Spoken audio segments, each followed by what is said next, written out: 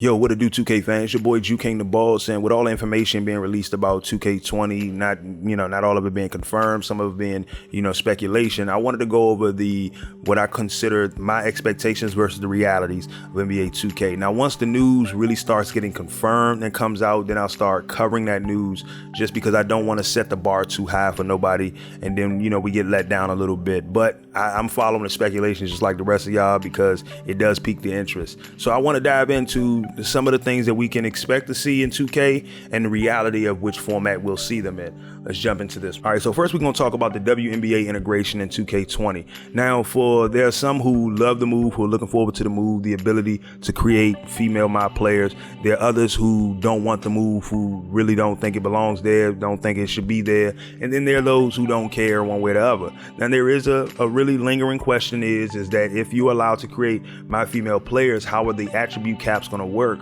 Are they going to be on the same level as the men? And some people feel like, oh, there shouldn't be. And that is a valid question. It's a valid, interesting question of how that's going to happen. So I would love to see what 2K is going to do in that aspect. And this is exactly why we most likely didn't see the WNBA brought into 2K18 or 2K19 when Live brought it in to NBA Live 18 and then advanced it a little bit more in NBA Live 19. The reason why we didn't see 2K brought it in is because most likely they was working on it to see exactly how they would do it in their ecosystem. You can't just throw something in there and expect it to stick, because you're going to get more complaints than you're going to get good. So you saw the first mocap session Twitter photo show up, back in December.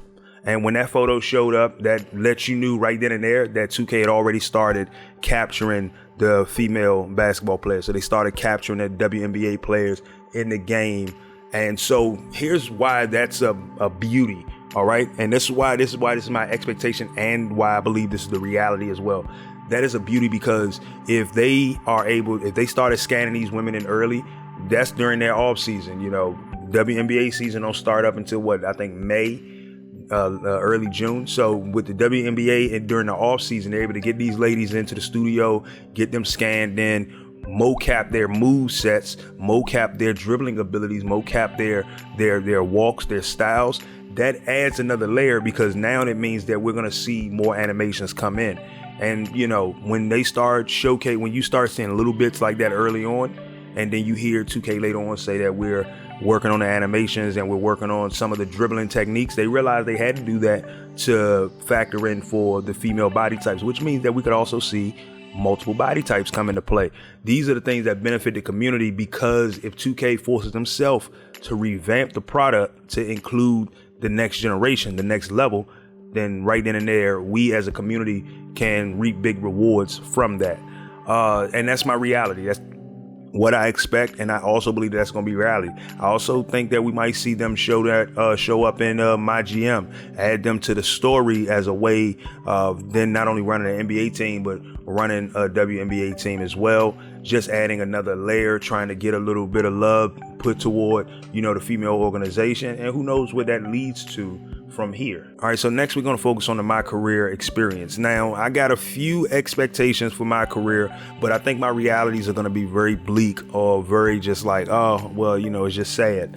Now, the first one is, of course, the inclusion of offline and online storylines, right?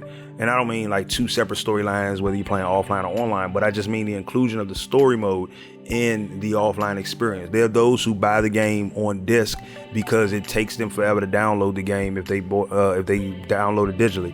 They also buy the game on disc because they don't have a stable internet connection and they rather just play the game online. Now, with these always necessary connections required to play the story, you don't want to find yourself in the middle of an NBA game. You're playing a single player experience, and then all of a sudden you get disconnected from online, and then you get booted back to the dashboard and you can't continue playing your story because there's something wrong with the servers.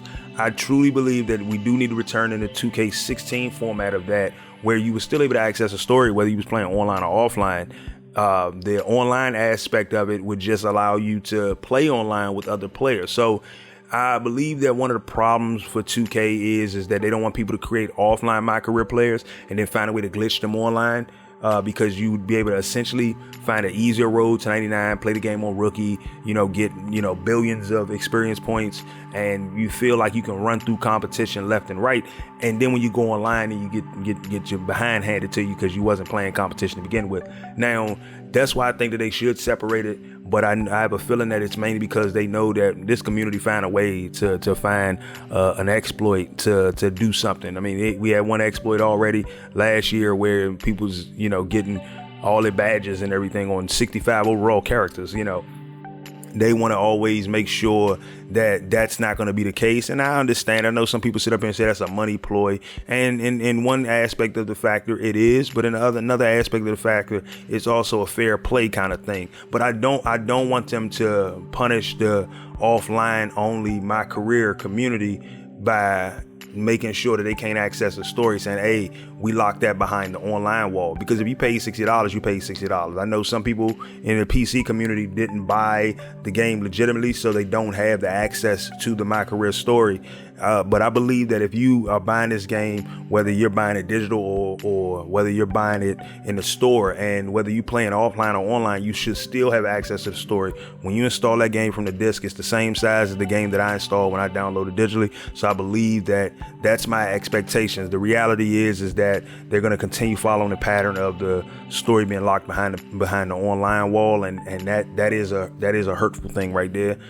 Because like I said, I know I got a couple people who watch my playthrough of the story, watch all my cutscenes and everything, and was like, can you play the story? Can you see the story in offline? They're like, and I got to tell them, nah, you can't. You got to be online in order to experience the story. And that also hurts them when it comes down to buying shoes and, getting gear and all that kind of stuff. Now, don't get me wrong. I like when it comes down to gear, like shirts and shorts, like that don't matter. If you're not playing at the park and you're not using that stuff, that don't matter. But if you are, trying to get you a shoe deal and get you the endorsements, I think you should still have access to those things, because that's a part of the MyCareer experience. That should not be something that's locked behind an online wall. All right, so now we're going to talk about the neighborhood. Neighborhood is the central beast of the MyCareer experience, from the cages to ProAM, Walkon, and everything else. Shopping districts, all these things are accessed straight from the neighborhood. Now, there are only a couple of things that I have expected from 2K20 for the neighborhood, and the reality of them is kind of like abysmal at best. But there's one that's it's almost a guarantee, and that is, first of all, expected a new look for the neighborhood.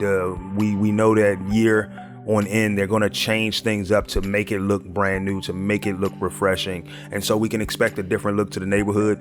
Maybe we could get a neighborhood where, instead of having the courts in the center of it, just the shopping district on one side and the courts across the street from it. To me, that's a little more simpler. It's a lot better and it's a lot cleaner. Everything is in one area and then the courts in the other area, because then you can play around with the backdrops.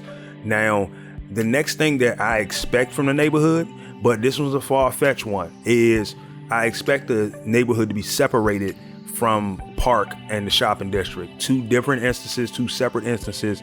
Maybe just all these little shops on a street, and then right across the street you got these little entrances where you can go to the park, or you can go to ProAM, or you can go to Walkon, or you can go to the cages, whatever they bring back into 2K20. So I want that. That's my expectation for the park. I mean, for the neighborhood itself.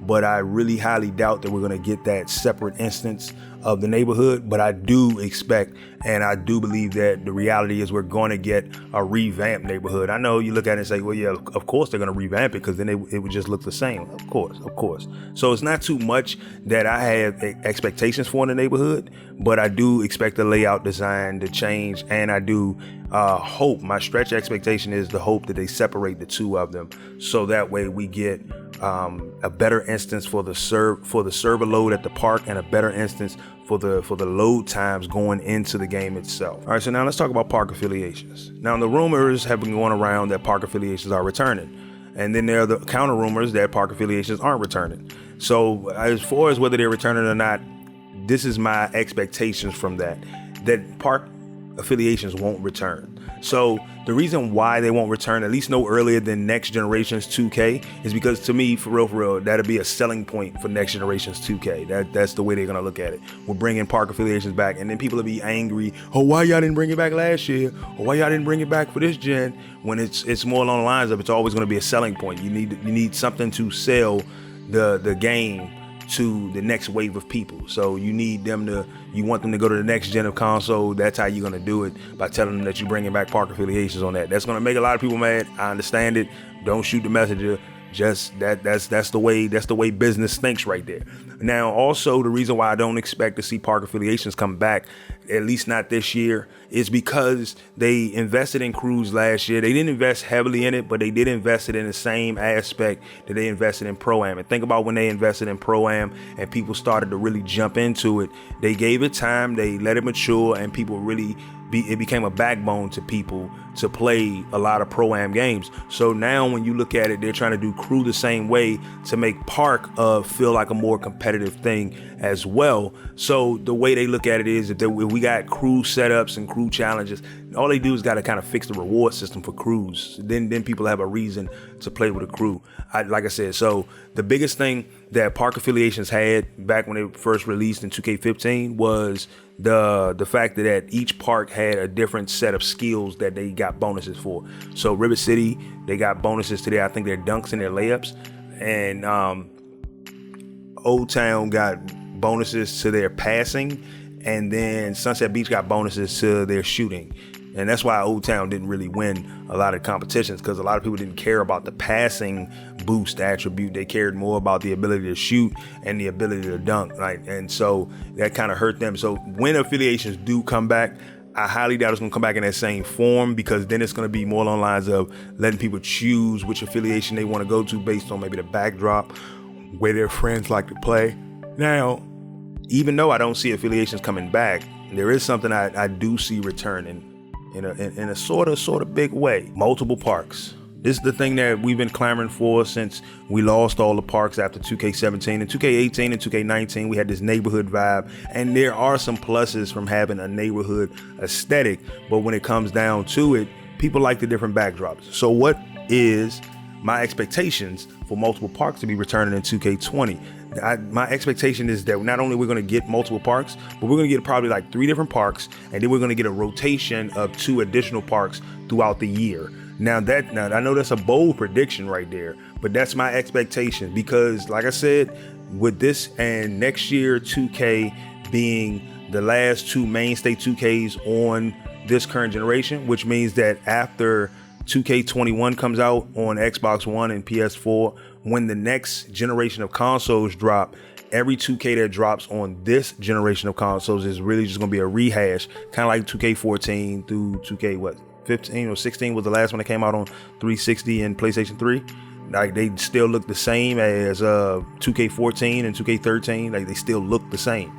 So when it comes down to it, this is their last year to like really make some big changes and really test some things out that they want to do with the next gen. So when the next gen is already coming out, a lot of the stuff that you're going to see there, we're going to see firsthand here, and multiple parks and rotating in a couple of parks after that is going to be something that I really expect. The reality is, oh man, I'm gonna be lucky if I get 2 different parks. That's the reality. We know that we're going to get probably a different theme when it comes down to the way the neighborhood park looks, to keep the color scheme. But I think the reality is that we're only going to get 1 park, maybe 2 parks. But I mean, that'd even be better. But I think my expectation is for 3 parks and then maybe 2 parks in rotation throughout the year, because it gives them a chance to keep the game refreshed and keep people coming back and spending money. All right, so the next thing is ProAM and Walkon. Now, the reason why I say Walkon is because my expectation is that we're going to see a return of the Walkon ProAM, not the Walkon JRC. The JRC was something that truly everybody wanted back, but they didn't understand why 2K adjusted it and went with Walkon ProAM because it was instant matchmaking. And those games going on in the background, though they aren't real people, I think it's a simulation of data based on people who play a lot of Walkon. And I know that seemed like a long, convoluted thing to think, but I think that's why you're still going to get that lag and latency, because you look at it and say, well, those are just computers in the background. Why is that really still affecting me? Because that's still data that is based off of in-game data from their vast number of ProAM users. Just the way they was able to track statistics during the 2K League's combine is the same way that these statistics are tracked in game and easy to replicate and replay and make it seem like it's an actual game going on. So I expect the return of the Walk-On, but the reality is most likely that thing is gonna get copied and pasted over from 2K19, and I'm mad to say that that's the reality. Now, as far as ProAM itself, the more 5v5 pro based kind of thing, I truly believe that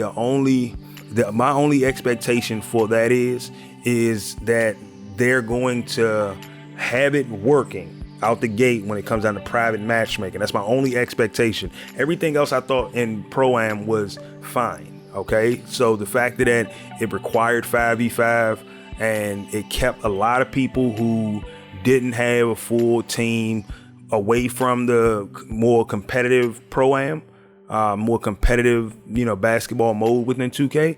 Now, it kept a lot of people who didn't have a full five out of there, and then it also introduced people to new people who really did want to play ProAM, who really did want to get in that professional world. So I don't see many changes happening to the ProAM side of things, but the Walk-On side of things, the Jordan Rec Center side of things, I expect the Jordan Rec Center to be replaced with the old Walk-On instance matchmaking.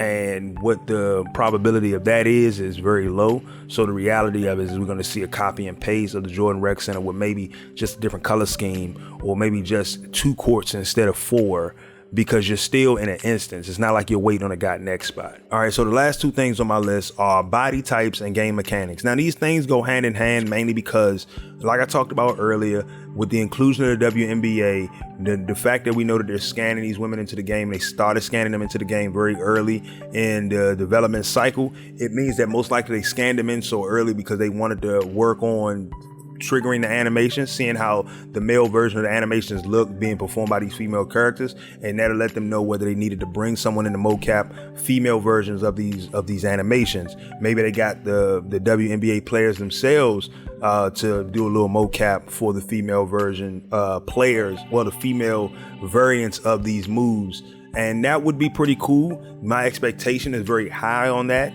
mainly because it's at the same level of my expectation for the WNBA players themselves. Now, the reason why game mechanics is a part of that, because if you're mocapping new moves, then that means that you're working and finding problems in your edge flow. You're working and finding problems in your game flow, that bringing the WNBA mocap in, bringing the WNBA players in, does allow you to change the dynamic and fix a couple of the problems with the mechanics within the game itself. Things like response time, input delay, and little things, right? So these things are very high up on my list. That's why I spoke about them last.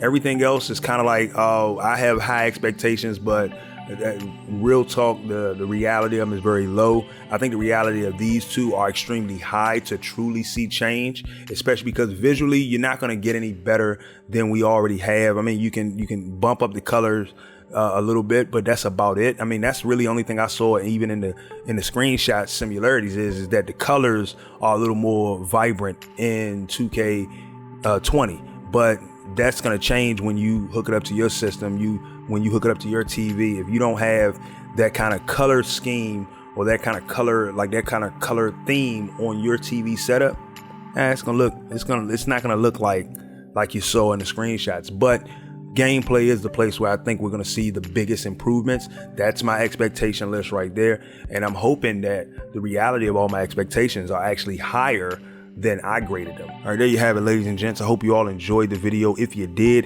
hit that like button, subscribe to the channel. If you're new, turn on the notifications, because I got more videos about to start coming out. Been a little under the weather recently, but I'm back on my grind. I'm at about 95%. But also let me know down in the comments below if there's something, whether I mentioned it or not, that you have high expectations for and the reality of it is extremely low. Who knows? Maybe it's because the rest of the community don't care about that. Maybe it's because the rest of the community hasn't said nothing about that, or they don't think about that. Let me know down in the comments below. This your boy JuKIng the Boss, and I'll catch you guys on the next one. I'm out.